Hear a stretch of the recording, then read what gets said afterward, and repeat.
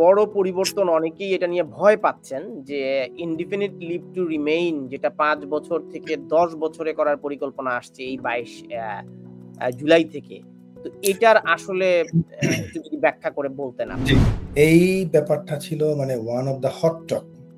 পুরা ইমিগ্রেশন সেক্টরে যে সবচেয়ে বেশি গুরুত্বপূর্ণ এবং সবচেয়ে বেশি আপনার ওয়ার্ড, কারণ আমরা দেখেছি যে প্রায় ১.৫ মিলিয়নের মতো মানুষ যারা ওয়ার্ক পারমিটে এসেছে এবং তারা শীঘ্রই আপনার ইনডেফিনিট লিভ টু রিমেইনের আবেদন করতে যাচ্ছে, যারা 5 ইয়ার্স কমপ্লিট করতে যাচ্ছে। সরকার তড়িঘড়ি করে এটা বলার চেষ্টা করছে যে আমরা 5 বছরকে 10 বছর করিয়ে ফেলবো। অবভিয়াসলি এখানে আপনার পলিটিক্যাল প্রেশার তো রয়েছে। আমরা বারবার যেটাকে বলছি, কনজারভেটিভের যে আপনার লিডার, উনি যেমন বলছে যে আমরা এখন সরকারে গেলে 5 বছর থেকে 10 বছর করে ফেলবো।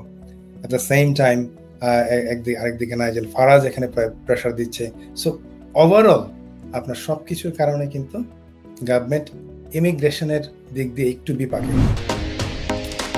Stonebridge legal solutions limited, your trusted immigration partner. আরেকটা বড় পরিবর্তন অনেকেই এটা নিয়ে ভয় পাচ্ছেন যে ইনডিফিনিট লিভ টু রিমেইন যেটা ৫ বছর থেকে ১০ বছরে করার পরিকল্পনা আসছে এই ২২ জুলাই থেকে। তো এটার আসলে একটু যদি ব্যাখ্যা করে বলতেন আপনি। জি, তানভীর ভাই, এটা তো বেসিক্যালি ১২ই মে যখন হোয়াইট পেপারটা তারা পাবলিশ করে, এই ব্যাপারটা ছিল মানে one of the hot top. পুরা ইমিগ্রেশন সেক্টরে যে সবচেয়ে বেশি গুরুত্বপূর্ণ এবং সবচেয়ে বেশি আপনার ওয়ার্ড, কারণ আমরা দেখেছি যে প্রায় ১.৫ মিলিয়নের মতো মানুষ যারা ওয়ার্ক পারমিটে এসেছে এবং তারা শীঘ্রই আপনার ইনডেফিনিট লিভ টু রিমেইনের আবেদন করতে যাচ্ছে, যারা 5 ইয়ার্স কমপ্লিট করতে যাচ্ছে। তো এখন গভর্নমেন্টের পক্ষ থেকে কিন্তু ব্যাপারটা এখন পর্যন্ত পরিষ্কার করা হয় নাই।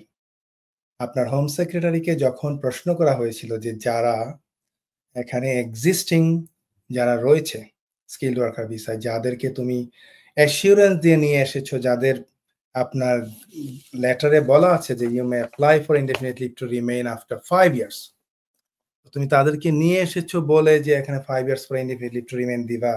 এখন হঠাৎ করে যারা চলে এসেছে তাদের ক্ষেত্রে কি হবে?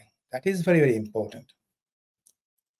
হোম সেক্রেটারি কিন্তু সরাসরি কোনো প্রশ্নের উত্তর দেয় নাই। উনি বলেছেন যে এটা কনসালটেশনে যাবে এবং তারপরে এটা ডিসাইড হবে, এবং এখন পর্যন্ত কিন্তু এই 22শে জুলাই থেকে কিন্তু এই পরিবর্তনটা হচ্ছে না। ফার্স্ট অফ অল, এটা পরবর্তীতে আমি আগেও বলেছি যে এটা চেঞ্জ করতে হলে আপনার অবশ্যই এটা পার্লামেন্টে তুলতে হবে, পার্লামেন্টে ভোট হবে।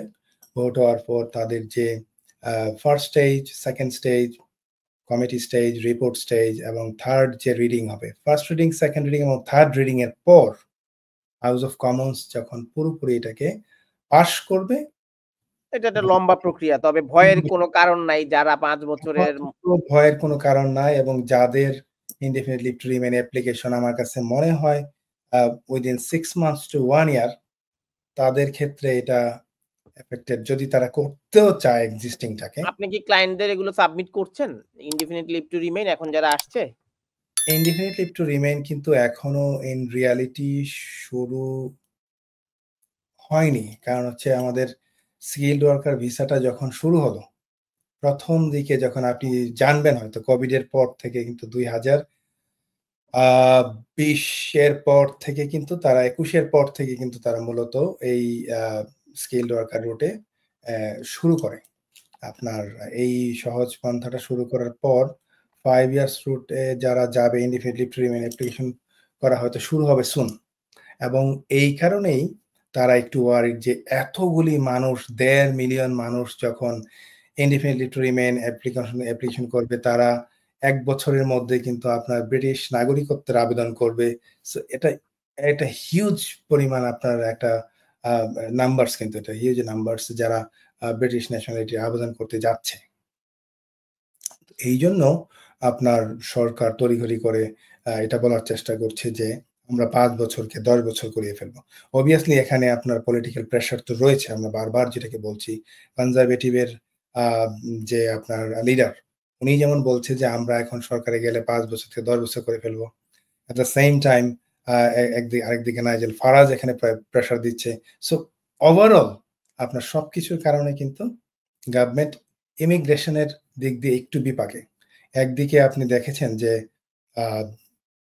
আপনার রিসেন্টলি দেখলাম যে আপনার যারা বোটে আসছে, স্পেশালি আপনার ইলিগাল এন্ট্রেন্ট যারা, তাদেরকে থামানোর জন্য ফ্রান্সের সাথে তারা চুক্তি করছে, তারা একটু হার্ড করার চেষ্টা করছে গভর্নমেন্ট, সো দ্যাট সেখানে ফেরত পাঠাবে। জি, ফেরত পাঠানোর যে একটা প্ল্যান করছে, দেখা যাক কি হয়।